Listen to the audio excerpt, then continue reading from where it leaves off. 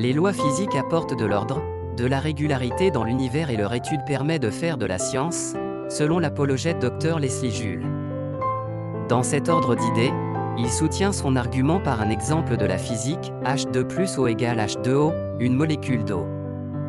Les lois chimiques permettent de fabriquer des médicaments, de faire de la cuisine, de la pâtisserie et de faire de la recherche en cas de meurtre.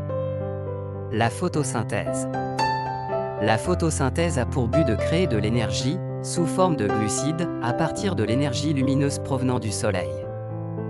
Les organismes qui utilisent le mécanisme de photosynthèse sont autotrophes car ils fabriquent des matières organiques à partir de matières inorganiques. Sans la photosynthèse, il n'y aura pas de plantes, pas de fleurs, pas de forêt, donc pas de beauté et de vie sur Terre. Et la pesanteur ?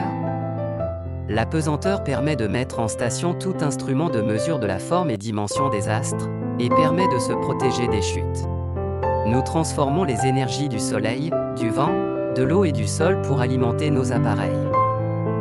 Sans la loi de la conservation de l'énergie, il n'y aura pas d'Internet, pas de science.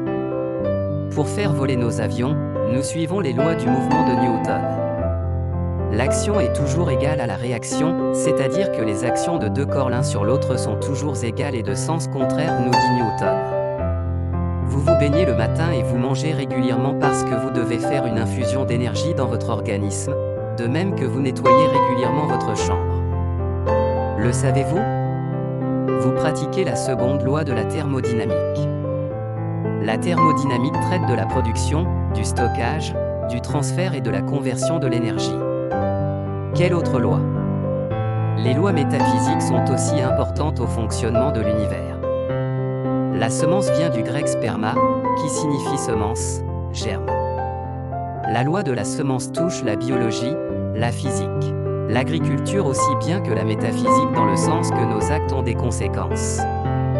Et cela fait référence à la production, au libre arbitre, à la volonté et à la morale. Le législateur des lois. Werner von Braun, spécialiste en astronomie, déclara « Les lois naturelles de l'univers sont si précises que nous n'avons aucune difficulté à construire un vaisseau spatial pour aller sur la Lune et que nous pouvons programmer le vol à une fraction de seconde près. Ces lois ont dû être fixées par quelqu'un. Là où il y a des lois, il y a un législateur. C'est le Dieu créateur qui a créé toutes ces lois.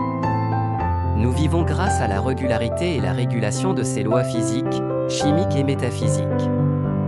L'univers est grand et immense.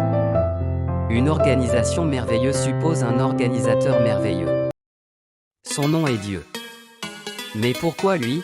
Nous vous donnons rendez-vous prochainement pour répondre à cette interrogation. Merci pour votre aimable attention. Une minute avec JB.